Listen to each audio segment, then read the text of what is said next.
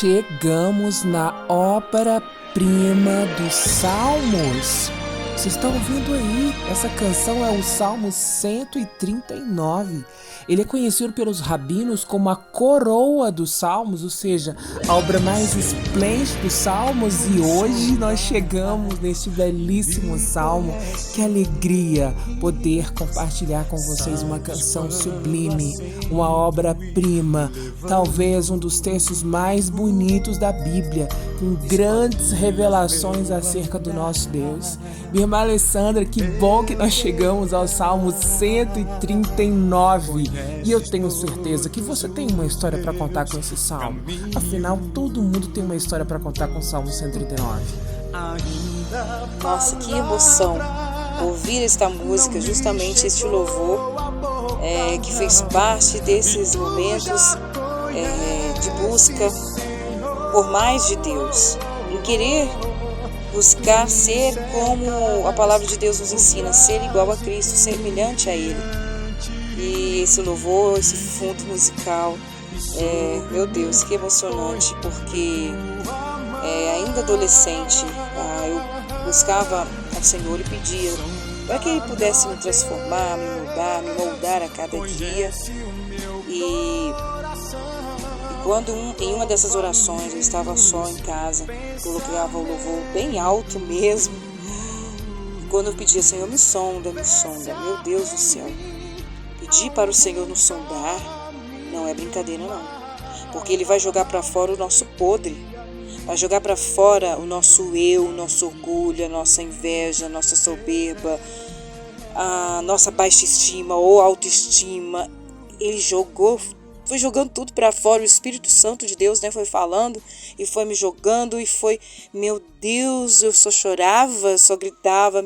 E então, áreas de nossas vidas que achamos que está tudo tranquilo, está tudo certo, coerente com a palavra de Deus, e de fato estão, mas existem resíduos no nossa alma, no nosso coração, que quando o Espírito Santo de Deus nos sonda, olha, é choro, é dor para ser curado. Aliás, o processo da pérola, para se formar uma pérola, a concha, quando abre, entra resíduos e a pérola ali é machucada, mas existe o nata que protege a pérola, que a gente pode representar como Espírito Santo de Deus. Então, o processo de sonda-me, Senhor, é um processo de formação de pérola. E depois disso, nos sentimos melhores pessoas, melhores servos de Deus, e é inexplicável. De fato, é inexplicável. E você que está acompanhando os Salmos, nós vamos orar hoje para o Senhor nos sondar e mostrar para nós o que precisa ser consertado. Se você está chegando por aqui agora, nós estamos maratonando os Salmos.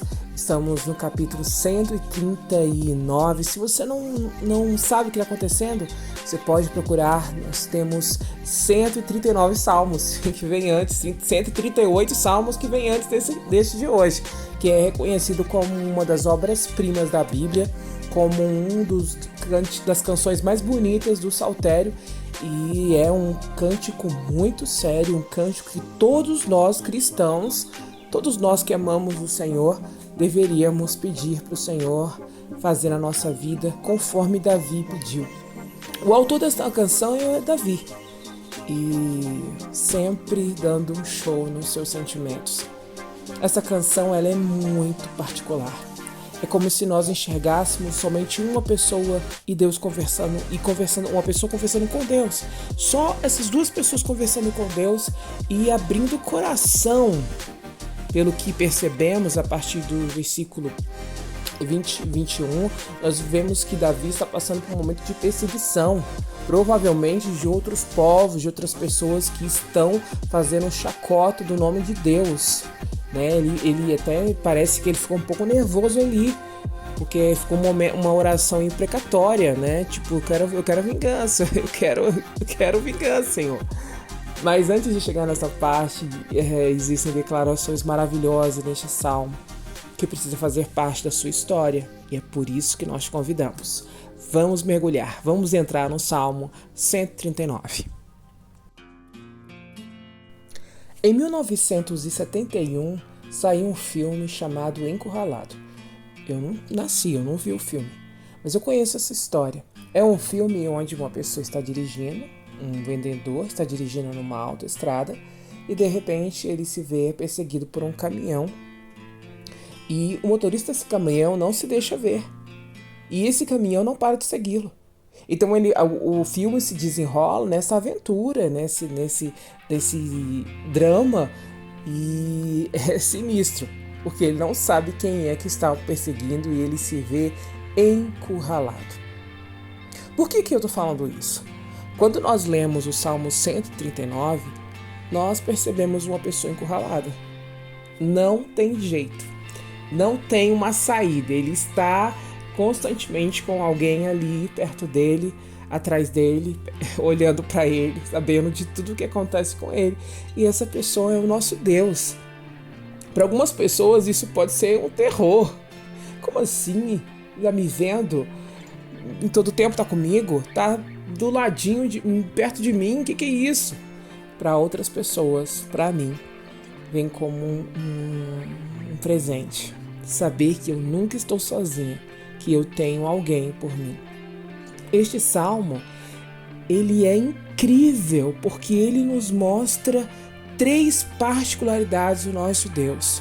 O nosso Deus, ele se deixou revelar como um Deus onipresente, onisciente e onipotente.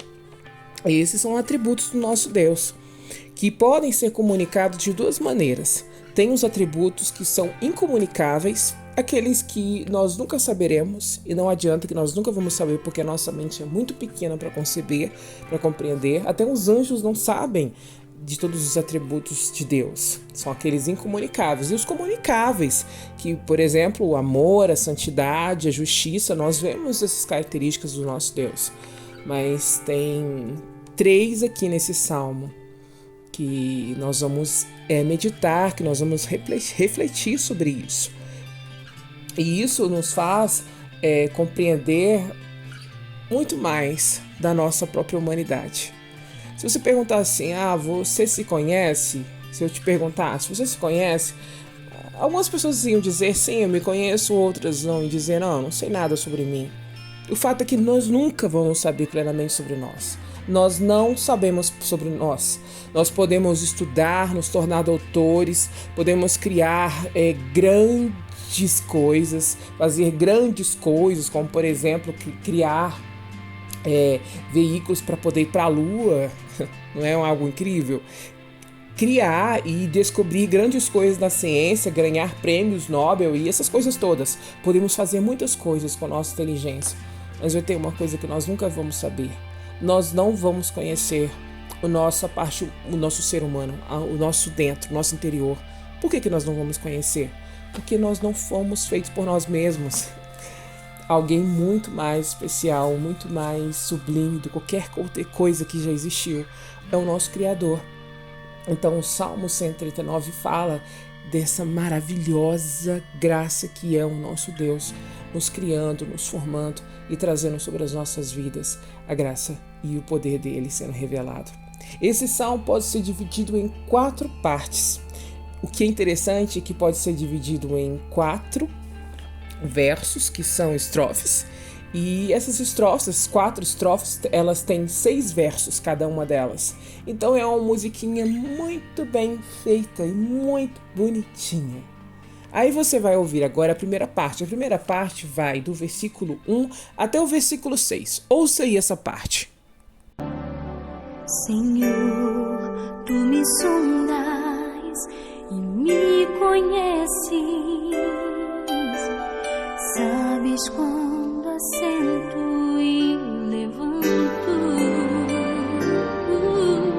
esquadrinhas meu andar e meu deitar, conheces todos os meus caminhos. Ainda a palavra não me Ouça aí. Você acabou de ouvir os atributos do nosso Deus que mostram a sua onisciência. Isso está descrito no versículo 1 até o versículo 6. E quando nós falamos de onisciência, é alguém que tem o conhecimento de todas as coisas. Não existe nada que fuja ao conhecimento do nosso Deus. Nada. É preciso entender isso porque muitas vezes nós achamos que certas coisas nós fazemos na nossa vida que ninguém nunca vai saber, nunca vai descobrir. Ei, calma aí, você tem um Deus Todo-Poderoso que fez todas as coisas. Não tem como esconder nada dele. Até aquilo que você projeta na sua mente que ninguém nunca vai saber. Ele sabe. Ele conhece todas as coisas e aqui, nesta poesia belíssima, nesse poema belíssimo, ele começa a falar que Deus examina o coração dele, esquadrinha o coração dele. Deus vai no mais íntimo do ser humano, no mais profundo do ser humano, e ele sabe tudo que se passa ali, tudo. E aqui vai falar da rotina, quando fala que você senta, que você se levanta, tudo que você faz no seu descanso ou quando você está trabalhando. E aí que fala que mesmo de longe conhece os meus pensamentos. Não importa onde o Senhor vai estar, onde eu estou, se você viajou, se você foi para um outro país, se você está lá longe de todo mundo que você conhece. Pode até estar perto de pessoas desconhecidas, mas Deus te conhece. Ele conhece exatamente sua dinâmica, aquilo que você tem, aquilo que você é, aquilo que você deseja, que você nunca contou para ninguém. O nosso Deus sabe de tudo. Ele conhece todas as coisas. E aqui fala dos pensamentos. A ciência diz que nós temos por dia 10.000 pensamentos.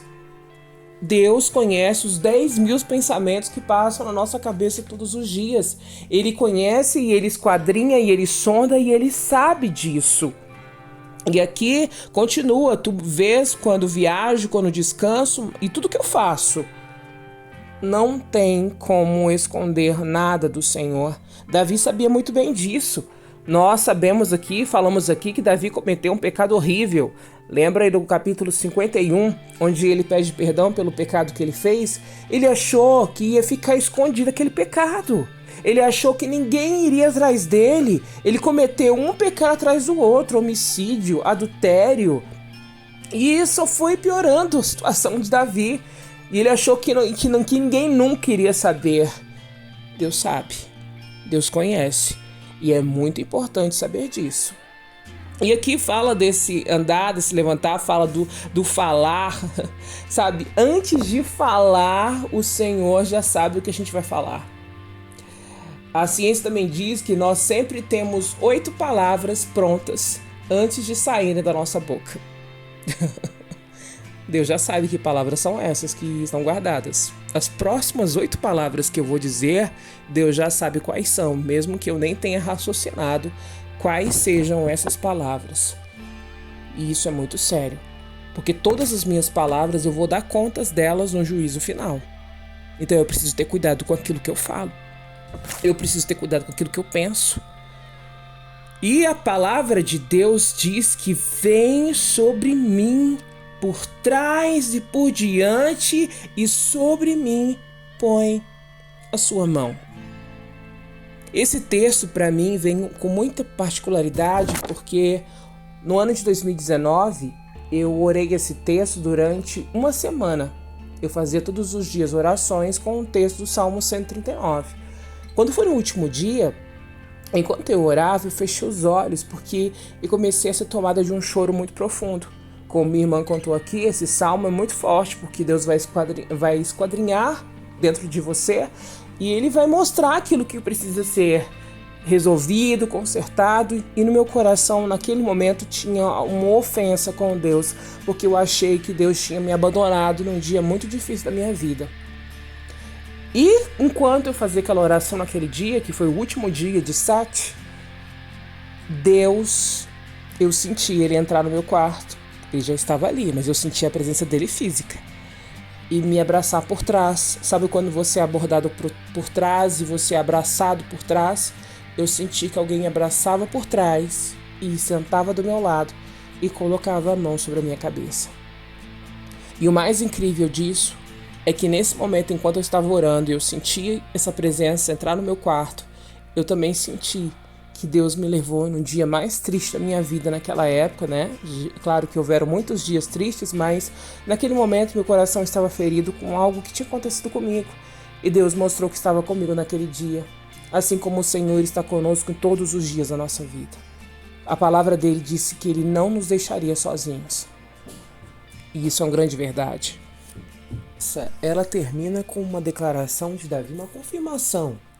Diante da onisciência de Deus, ele olha assim e ele diz, no versículo 6, esse conhecimento é maravilhoso demais para mim, é grande demais para que eu possa compreender. De fato, é muito difícil compreender, porque nós não temos noção do que as pessoas estão pensando, nós não sabemos tudo que as pessoas fazem, tem gente que tem vida dupla, tem gente que tem coisas escondidas, trâmites escondidos, e nós não sabemos, nós somos limitados. Agora, Deus não é. Deus está ciente e está atento a tudo que acontece, e é muito difícil de sequer imaginar como é isso.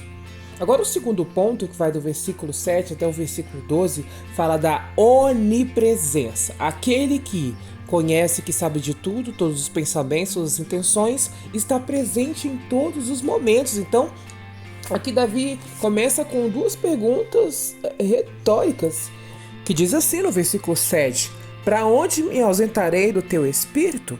Para onde fugirei da tua face? Ele sabia que essas perguntas não tinham resposta. Lugar nenhum. Não tem como fugir. Não tem como esconder. Mais que você pense, ninguém está me olhando, ele está te olhando sim. Ele não sabe o que eu estou pensando, ele sabe o que você está pensando sim. Ele é conhecedor de todas as coisas e ele está em todos os lugares. Eu lembro que quando eu era criança, eu ficava imaginando a dimensão disso.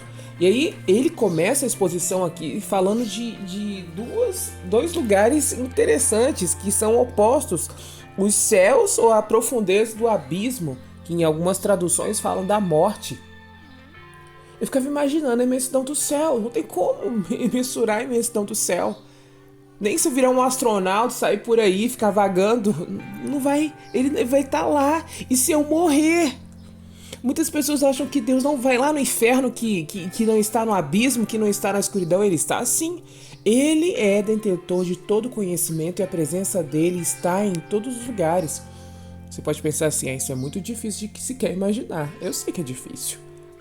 Assim é o nosso Deus. Por isso tão grande, por isso tão maravilhoso e por isso tão perfeito. Ele faz o contraste com o céu e o abismo, ele faz o contraste entre onde o sol nasce, porque quando fala aí da alvorada, olha aí, veja aí, no versículo 8 ainda, no profundo abismo tu estás. 9, se toma as asas da alvorada é quando o dia amanhece. E até os confins dos mares eu não consigo nem imaginar, porque eu acho o mar tão imenso, tão grande, tão forte. Olha que eu nunca mergulhei. Se você já mergulhou, coloca aí nos comentários para você contribuir conosco nessa compreensão. É muito grande. O autor aqui, Davi, observa essas grandiosidades da natureza para mostrar que Deus está presente em todas as coisas, em todos os locais. Não tem como se esconder. E aí a terceira referência que ele usa no 10, ainda lá me haverá de guiar sua mão, na destra me sustentará. Se eu digo as trevas, com efeito me encobrirão, a luz ao redor de mim se fará noite. Não tem como, nem no escuro. Grandes dos maiores pecados, erros são feitos no escuro. Deus está vendo. E isso toma o meu coração de muito temor. E saber que não estou sozinha. Que eu preciso vigiar constantemente os meus passos, os meus caminhos, e não adianta pensar que vai ficar coisas encobertas, porque a palavra diz que nada vai ficar encoberto. Tudo será tudo será revelado. Essa é a presença, a onipresença do nosso Deus. Mas aquele que tem conhecimento de todas as coisas e também está presente em todas as coisas, também é aquele que pode e que faz e que fez todas as coisas. A partir do versículo 13 até o versículo 17, o autor expõe que Deus fez todas as coisas. E ele olha para a sua própria formação. Quando ele foi formado, ele olha para dentro de si, ele olha para a realidade dele, ele começa a ver e ele enxerga como Deus é poderoso, como as obras do Senhor, dentro da sua própria formação, mostram esse poder de Deus. No versículo 13 começa essa parte: tu me formaste no teu interior e me teceste no ventre da minha mãe. Eu te agradeço por ter me feito de forma tão extraordinária. Suas obras são maravilhosas e eu sei disso muito bem. Davi não era um cientista, ele não conhecia nenhum estudo sobre a formação do ser humano, mas ele já sabia que dentro do ventre da mãe dele aconteceu a obra maravilhosa, porque de fato é maravilhoso quando um espermatozoide se encontra com um óvulo dentro do ventre de uma mulher, e dali nós surgimos. E daqui vem a grande verdade sobre um dos assuntos mais emblemáticos, que é o aborto. Muitas pessoas colocam em xeque como se houvesse vida humana versus pessoa humana. Para muitos, eles acham que a pessoa só se torna pessoa se ela nascer. Mas na verdade, a pessoa se torna pessoa lá no ventre da sua mãe. Davi estava dizendo aqui: eu sou uma pessoa de valor, eu sou uma pessoa que existe ainda no ventre da minha mãe. Quando eu fui concebido, não é quando você já era um bebê com 2 meses, com 3 meses, não. Quando você foi concebido, na hora, no momento que o espermatozoide encontrou o óvulo, ali você já existiu. Você já existia, você já era um plano maravilhoso de Deus, Ele teceu você, e isso vem para nós como uma grande injeção de autoestima, de destruição. O complexo de inferioridade precisa ser destruído. Quantas pessoas eu já vi dizer: eu não gosto disso, eu não gosto do meu tamanho, eu não gosto da minha cor, eu não gosto do meu cabelo. Você está dizendo para o Criador: olha, Criador, você fez alguma coisa errada aqui, porque eu não gosto disso. Deus nos fez particulares, porque ninguém é igual. Ninguém, até os gêmeos, que são, olhando aos nossos olhos, são idênticos, mas até eles são diferentes, porque dentro do nosso DNA consta a nossa personalidade, consta os nossos traços, os nossos gostos, nossas habilidades, e ninguém é igual. Por mais que pareça, mas não tem ninguém igual. Por favor, comece a olhar para o espelho e agradecer pela sua cor, pela sua voz, pela sua capacidade, pelos seus dons. Se você não sabe certas coisas, você sabe outras. Se você não sabe cozinhar, você sabe fazer outra arte, outra coisa. Você não pode se exigir daquilo que você não é, daquilo que você não tem. E aquilo que você tem que olhar assim: poxa, que legal, olha como o Senhor me fez. Vamos começar a olhar com os outros olhos, olhar com o olhar que Davi estava olhando para si mesmo e enxergando que é algo extraordinário. Você foi feito de uma forma extraordinária, maravilhosa demais. E no versículo 15 ele fala: tu me observas quando estava sendo formado, tudo em segredo. Ele estava olhando lá cada partícula do meu DNA, cada partícula do meu ser, tudo que eu seria, toda a minha estrutura, ainda quando eu era um tecido na escuridão. Talvez quando a sua mãe nem sabia, e muitas pessoas, elas julgam a sua jornada, a sua vida pela forma como os seus pais a trataram. Por favor, não olhe sua vida, sua jornada com base naquilo que os seus pais te falaram, porque às vezes os papais podem trazer alguns traumas para as nossas vidas. Olhe com o olhar que Deus sonhou e planejou para você. Está aqui a verdade, está aqui a revelação. Deus mostrou para Davi como isso tudo era maravilhoso, como tudo isso era perfeito, que a obra que o Senhor tinha para a vida de Davi era muito grande, e ele olhou isso: que maravilha. E não é porque ele se tornou um rei, não. É porque ele se tornou um filho de Deus. Porque ele se tornou um representante de Deus. Assim como você e eu. E esse é a maior honra da nossa vida, da nossa existência. Poder estar junto com o nosso Deus, cooperando para a grande salvação da humanidade. Cooperando para ser da família dele. Talvez você pense assim, eu nasci numa família muito ruim, eu nasci em um contexto muito complicado. Você pode ter nascido, mas você pode mudar tudo isso, se tornando filho de Deus, indo para a família de Deus, sendo pertencente da família de Deus. Dando continuidade nesse entendimento, ele fala que cada dia da sua vida foi registrado num livro.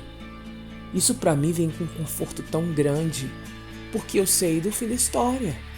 Mesmo que eu passe momentos tão difíceis, como de fato já passei, você também pode testemunhar de algum momento muito difícil que você tenha vivido. Não fugiu do controle de Deus. Por fim, vem o último momento do Salmo, que vai do versículo 18 ao versículo 24. Aqui descreve as reações de Davi diante de tudo que ele descobriu, de tudo que ele constatou, a onisciência, a onipresença, a onipotência de Deus, olhando para a sua própria vida, para a sua própria existência.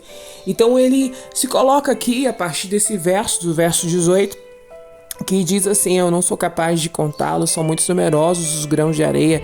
E isso ele estava respondendo sobre os preciosos pensamentos que Deus tem ao meu respeito. E isso é maravilhoso, né? Como Deus tem grandes coisas e Ele quer realizar grandes coisas na minha vida. E Ele diz que eu não sou capaz de contar. Não tem como nem mensurar, assim como você não tem como contar o grão de areia, nem as estrelas, é impossível.